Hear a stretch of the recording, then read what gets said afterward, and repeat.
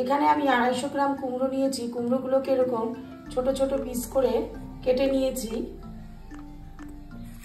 আর এখানে নিয়েছি একটা পেঁয়াজ, এরকম স্লাইস করে কেটেছি পেঁয়াজটাকে, আর 3টে চেরা কাঁচা লঙ্কা। আমি আজকে যে রেসিপিটি আপনাদের তৈরি করে দেখাবো সেটা হলো কুমড়ো বটি। এটি গরম গরম ভাতের সাথে খেতে বেশ ভালো লাগে। দেখুন আমি রেসিপিটি কিভাবে তৈরি করলাম। কড়াইতে আমি দিয়ে দিয়েছি 2 চামচের মতো সরষের তেল। সরষের তেল ভালো মতো গরম হয়ে গেলে এর মধ্যে আমি দিয়ে দিচ্ছি 2 শুকনো লঙ্কা, আর দিয়ে দিচ্ছি 1/2 চামচের মতো কালো জিরে। 1 মিনিট নাড়াচাড়া করার পর এর মধ্যে আমি কুমড়োগুলোকে এখন দিয়ে দিলাম।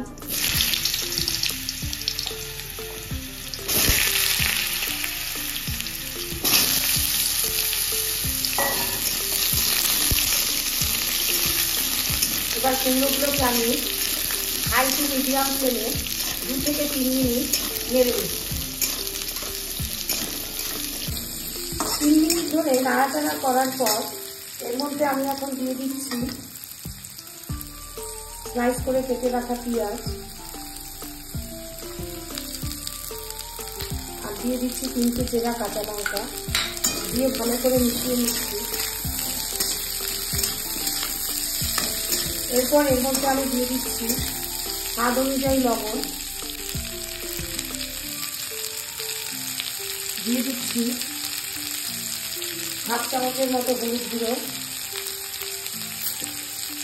আর দিয়ে দিচ্ছি সামান্য অল্প চিনি,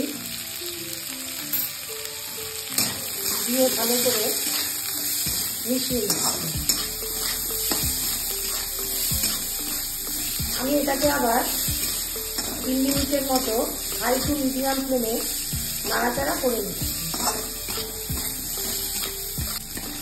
কুমড়ো বটি আমার পুরোপুরি তৈরি হয়ে গেছে।